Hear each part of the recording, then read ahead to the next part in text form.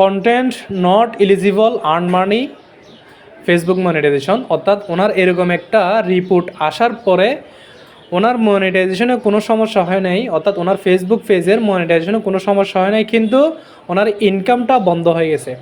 তো উনি আতঙ্কে ছিল এই কয়েকদিন, প্রায় কয়দিন হবে ওই অপশনটা আসছে, 7-8 দিন 10 দিন, এই 7-8 দিন মতো হবে।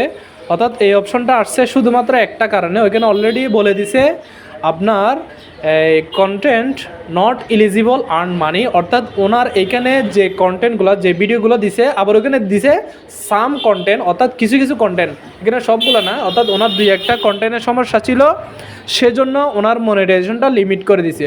মনিটাইজেশনটা একেবারে বাতিল করে নাই, ওনার মনিটাইজেশনটা লিমিট করে দিচ্ছে, অর্থাৎ ওনার ওইখান থেকে ইনকাম আসবে না, তবে মনিটাইজেশন কোনো সমস্যা নাই। তো আমি ওনাকে বলছিলাম এখান থেকে 2-1টা কন্টেন্ট ডিলিট করে দিতে হবে, ঠিক হয়ে যাবে। তো ওনার ওইখান থেকে ওনার যেগুলো সন্দেহ লাগছে 2টা কন্টেন্ট ডিলিট করছে, সাথে সাথে ওনার মনিটাইজেশনটা আগের মতো গ্রিন হয়ে গেছে। আপনারা যারা এই সমস্যায় ভুগতেছেন, আপনারা ফার্স্ট অফ অল আপনার ফেসবুক পেজ অথবা ফেসবুক আইডি আগে চেক করে দেখবেন মনিটাইজেশনে কোনো সমস্যা হচ্ছে কি না, অর্থাৎ ফেসবুকে আপনাকে নোটিশ ছাড়া আপনার কোনো সময় মনিটাইজেশন বন্ধ করবে না। তো আগে আপনারা নোটিশ চেক করবেন কী কারণে আপনার মনিটাইজেশন বন্ধ করে দিছে অথবা আপনার মনিটাইজেশন হচ্ছে না। তো সবাই সচেতন থাকবেন, ভালো থাকবেন, সুস্থ থাকবেন। আল্লাহ হাফেজ।